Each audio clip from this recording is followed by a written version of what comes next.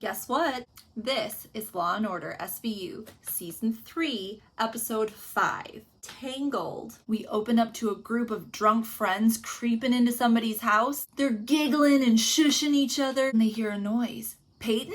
Max? It might be a burglar. They turn the corner and see Max tied up and dead in a chair, and Peyton, still alive, with her mouth covered with duct tape, also tied up. Benson and Stabler are on the scene, and turns out this group of friends, they were there to set up a surprise party. The husband, Max, was supposed to keep the wife, Peyton, out until like 10:30, but they might not have even left the apartment because they missed their dinner reservation at 8 p.m. So that means for over 2 hours, the perp was in their apartment. Husband got a front row seat to his wife getting raped. She got a front row seat to her husband getting murdered. There's a whole counter full of like awesome sandwich making stuff with bites taken out of it. Bag it up. And what's this in the fridge? A birthday cake. Missing fistfuls. Bag that shit up too. We jump to the morgue where Emmy Warner is running over all the injuries. Tons of broken bones in his face, shattered mandible. Perp had a real problem with the way this guy looked. She can tell he was pistol whipped a few dozen times because of the markings. The distinct texture coupled with the size of the grip are consistent with a Ruger P94 9mm. Like I know what the fuck that is. Did the victims have a pet? Because she found some cat hair in the residue from the duct tape. So the body has this big cut down the middle of it that's all sewn up. And that's because Dr. Max had heart surgery just like a hot second ago. More on that later. Benson is talking with the wife, Peyton, in the hospital. She's whispering these details out. Some guy with a ski mask came in holding a gun to Max's head. He made her bind him and gag him with duct tape. I tried to do it as loose as I could, but the guy redid it. He would beat Max, stop, rape her, go back to beating him, stop and rape her. Seemed to go on for hours. Finally, Max stopped fighting. Stabler's like, so there was a lockbox that was broken into? She says, just some cash, 10 or 15,000. Oh, is that all? Also, some jewelry from her jewelry box. One of a kind shit. Here's the fucked up thing. The perp didn't say one word the entire time. Munch and Finn are canvassing and they're talking to the doorman. Did he have anything to do with this? The doorman says in a thick Irish accent, which I will not try because I know I'm terrible at it. If you think I had anything to do with this, you both went to detective school on a short bus. Don't love that. He says, I'm gonna help you out with this one. A while back, some dude showed up super pissed at the doctor. Said he was a mad scientist and ruined his life. Oh yeah, Max, the husband, the dead guy, he's a doctor. What kind of doctor was he?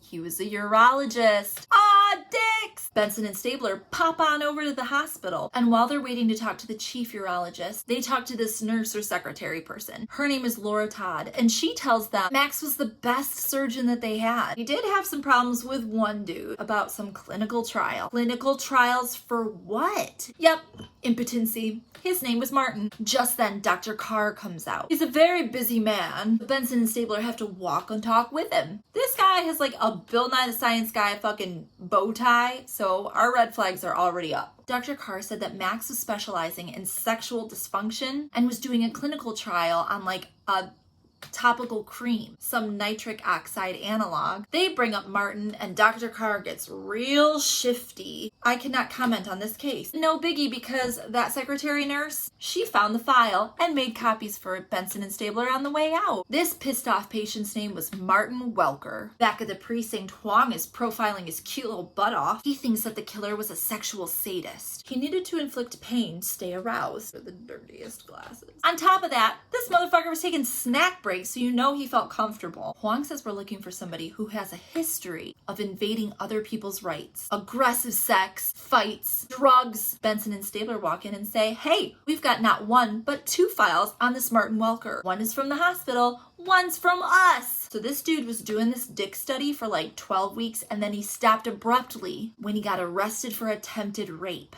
On the subway. Oh, and he also bashed in the heads of the 2 guys that were trying to help. Munch is like, hey Huang, aggressive sex, fighting, let's pay this motherfucker a visit. So Munch and Finn find Welker cleaning some windows. No, he didn't like Dr. Max because he never disclosed the side effects of that dick cream. Before the trial, he couldn't even talk to a girl. And he blames the cream for the attack. Then, during his trial, instead of saying that the cream may have made him violent, Dr. Max lied and got Welker put away. Yeah, he was pissed. He didn't kill him though. He tried to sue him, but that guy didn't have a penny to his name. Wait, he was broke? Munch and Finn follow that lead and ask the banker. It turns out yes, but not what you think. Max had moved all of his assets to his wife's name because of the heart condition. We also find out from the banker that he's got some problems with his son Jesse, his son from his first marriage. Yeah, they had to cut his trust fund off last week. Why? They found him breaking into the house and trying to steal Peyton's jewelry. Right, we gotta find Jesse. So Munch and Finn head over to Jesse's apartment and they're interviewing Jesse's bitch-ass roommate. I'm gonna be a lawyer. Look, you punk-ass bitch. Tell us where Jesse is. They hypothesize that Jesse is spending all that money on coke,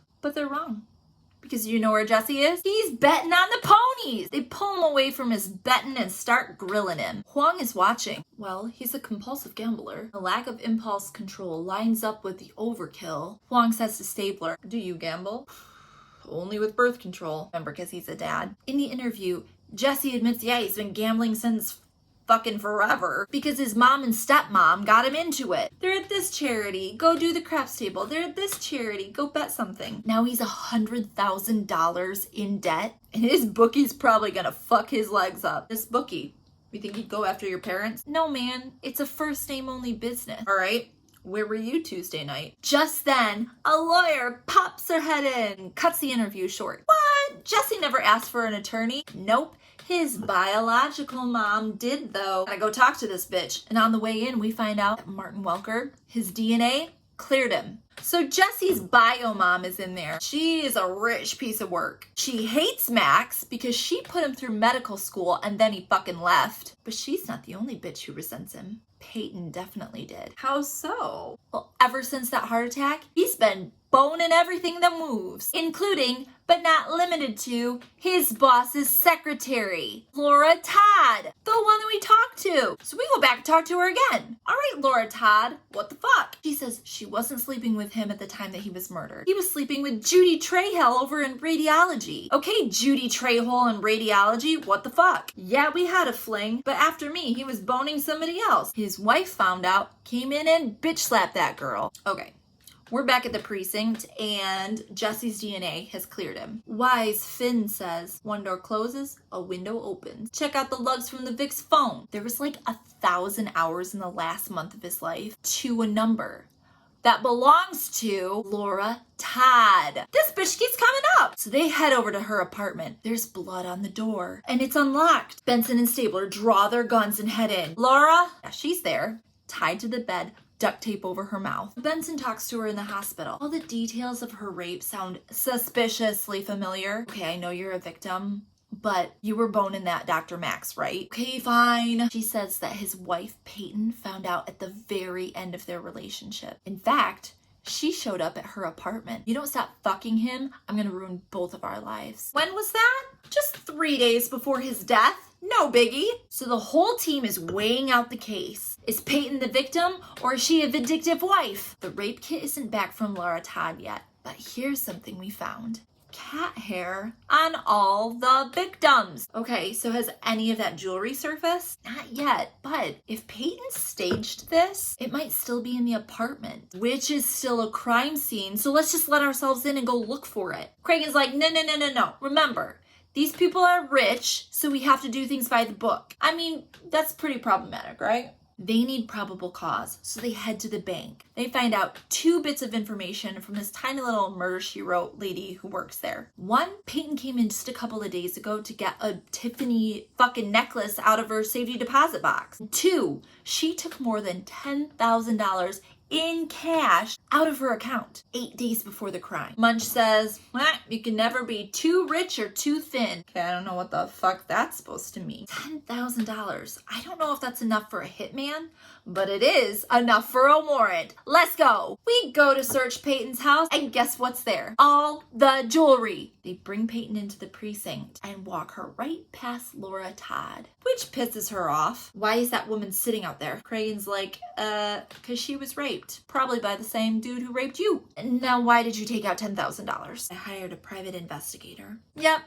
She hired a PI. They check this dude out who thinks he's super important. He's got an alibi. But he also hands over photos that he took of Max with Laura Todd. Wait a second. The same guy is in multiple photos. They ask Laura Todd, do you know who this motherfucker is? Oh, Yeah, she knows him. That's Vincent. He lives right below me. Oh, shit. Maybe we've been wrong the whole time. Maybe the killer was obsessed with Laura and killed Max because of her. They knock on Vincent's door, and when it opens, a kitty walks out. A cat with cat hair? Where's Angie? I need her as a prop. Okay, she's being a butthole. Can we ask you a few questions, Vincent? This dude says no and slams the door on them. We're back at the precinct, and Cragen's got his big ass whiteboard out. Okay, we've got Vincent here, lives below Lara. She was Max's mistress, married to Peyton, the first victim. Arrows everywhere, no way to really connect all of them. Cragen says, yes, there is. And he draws a cartoon kitty in between all of the photos.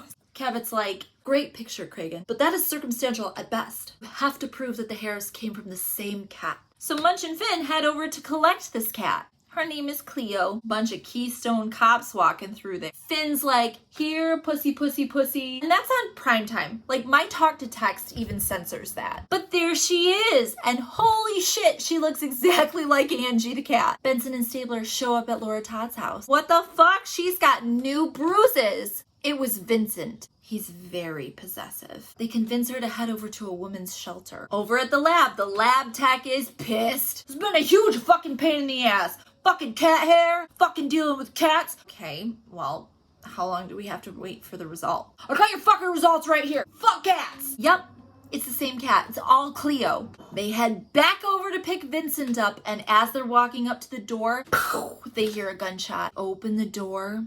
There's Vincent, dead on the floor. Laura Todd is standing over him, still holding the gun. I had to. He wouldn't stop. In the interview, she tells the whole story. Tale as old as fucking time. She was new to town. He was nice at first. Then he started beating her. Why didn't she leave? He was so sweet, said he'd never do it again. On the other side of the glass, Huang, Cragen, and Cabot are listening. They totally understand battered woman syndrome, but there's a hitch. The jury could see her actions as revenge. He killed the guy who killed her lover. Cabot wants to close the case in good conscience. Build me a case that would put him away for life if he wasn't dead. So Munch and Finn go double check this dude's apartment, and what do they find?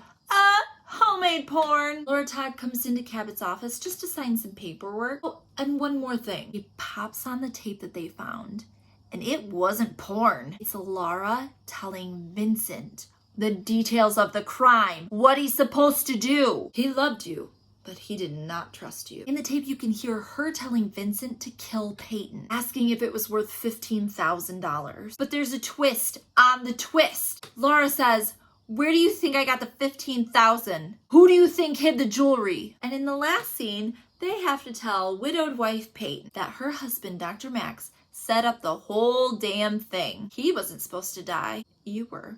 And that was Law & Order, Season 3, Episode 5. Jum jum.